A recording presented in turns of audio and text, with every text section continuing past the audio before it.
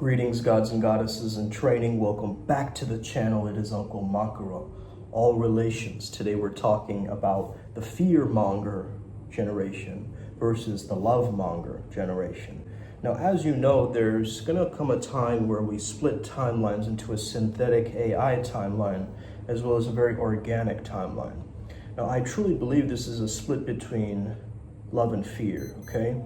Now, we've seen this across many different centuries, that love and fear have always been at war with each other and in combat with each other in a sense, when they're polar opposites, right? They're two different polarities. And everybody's out here fear-mongering, you know? Why do they do that? Because fear is cheap.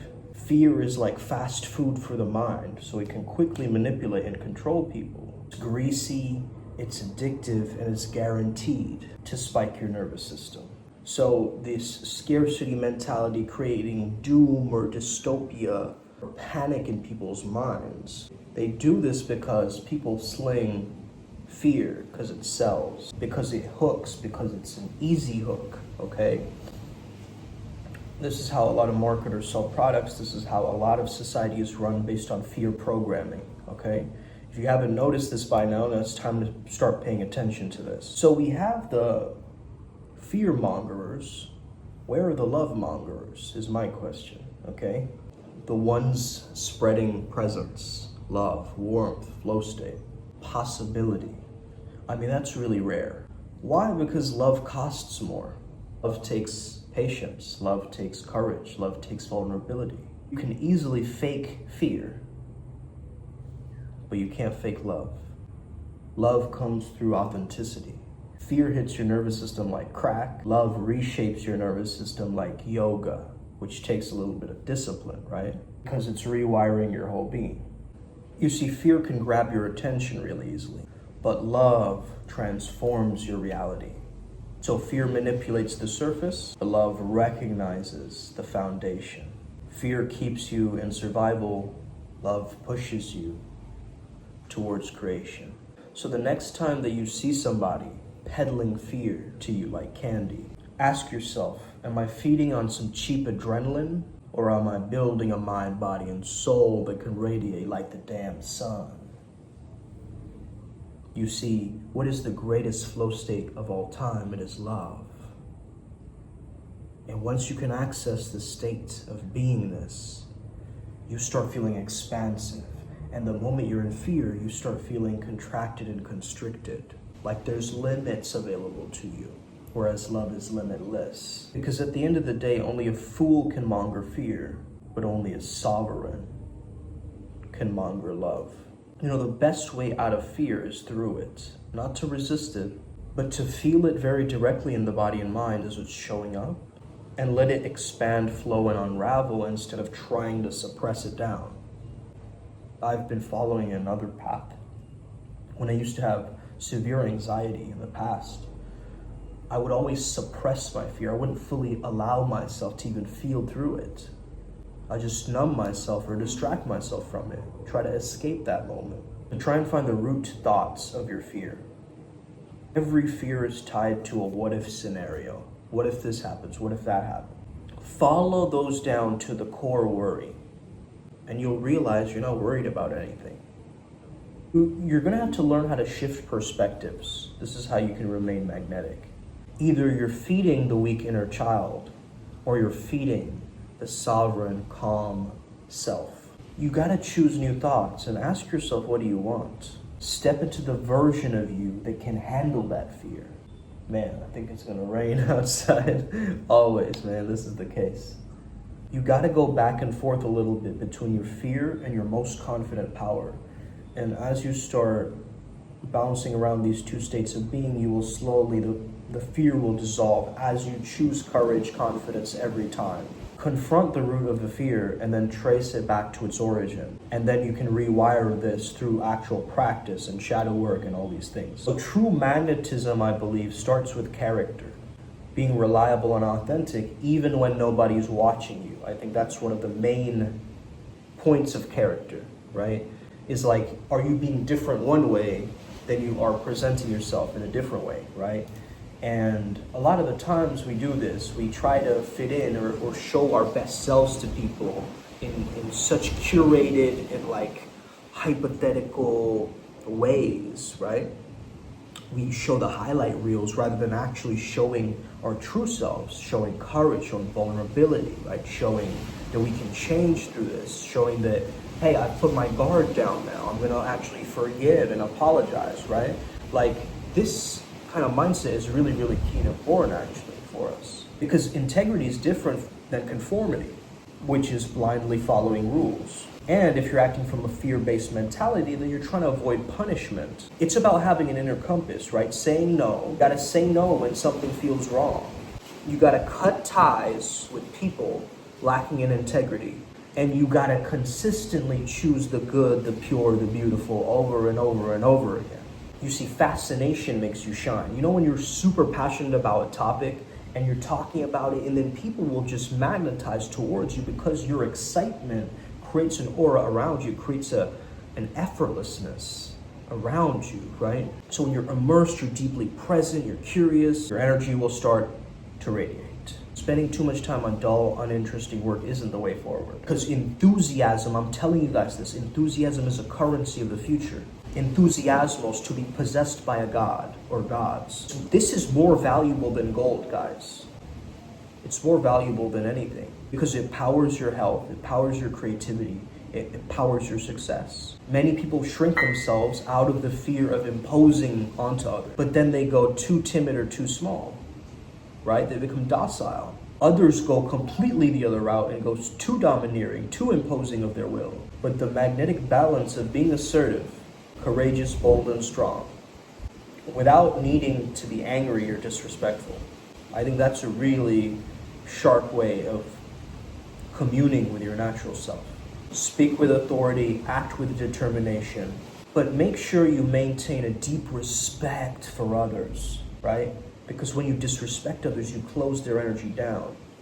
You're kind of siphoning their potential or energy when you disrespect someone, you see? You're trying to limit their potentiality by disrespect. So when you respect yourself enough to move forward and have specific values and boundaries and, you know, things that you hold true to you, that you know is very unique and enriching to your character, then you move ahead with full steam, right?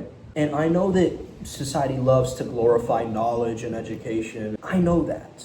But I think true power comes from your will, your attention, and your awareness, your intention. So when you're overloading on information, especially in the TV, right? There's constant data if you're watching the television every day, telling lies to your vision, right? It's weakening your willpower. Because as you train your imagination, your visualization, inner focus, this will make you appear magical to people because people do not do this, guys, right? Only successful individuals talk about this stuff. And that's why you follow these videos, law of attraction and all this, because they do it.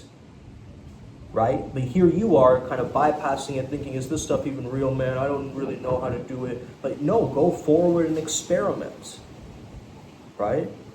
What good is it if you're just sitting back and not taking any risks in life, right? You can just end up living in a bomb shelter then, I guess, right? If you want to be safe like that.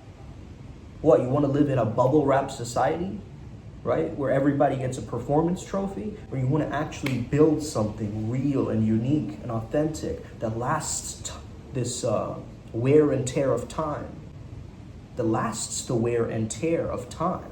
Something that's timeless. This is the love monger generation. No, no, no, no, no, no, no, no, no. You see, faith is not external. It is an inner combination of focus, energy, and belief. You must begin with no external proof and create it from within through intention and trust in your inner process. Everybody should have an inner process. An inner process, I mean something that gets you back into your baseline state again. Whenever something goes off or wrong, you close your eyes, you maybe symbolize something, you visualize something, you feel different, you start holding your body different, you put on an imagination, maybe like you're wearing a cape, or you have wings, or you have a long tail, right, or something like this. These visualizations help because they transform and shapeshift your beingness, right? And this is what we really care about in Primal Sutra, your beingness, right? It's so important to have. because then really you're tapping into this Homo sapien essence, right? Now, the cool thing about magnetic personalities is you notice these character archetypes always give assurance, always give hope, right? They give care and affirmation to their tribe, and they don't constantly seek it within themselves, correct? You'll notice this too. I've noticed that taking responsibility for others actually broadens your energy field and your aura. Like, it makes you a more natural leader if you have to take care of more responsibilities. It's the truth, you know? But a lot of people, they get so overburdened or overwhelmed by so many different things, they get scattered. They live scatterbrained lives and completely unfocused lives, right? Disengaged at work, not enjoying their lives. Like, this is the common norm that we're seeing in society. But why is this the case? Why is the conditioning so strong in fear that it's bled into like schools and media and like even the work culture, right? The toxic workforce. So people will judge you based on your appearance because, number one, it's a subconscious thing that we do with people. And number two, it's very evolutionary. But you'll notice in this day and age, most people just dress up really sloppily, right? They don't have any style. They don't have any pizzazz or swagger. Even if you put a tiny little bit of effort, it makes you stand out immensely. Don't get sidetracked. Don't just go for like, oh, what is GQ telling me to wear? No, you gotta find your own style, bro. Right? Stop copy pasting all these different trends, because that's still coming from fear. That's why I'm telling you this information, right?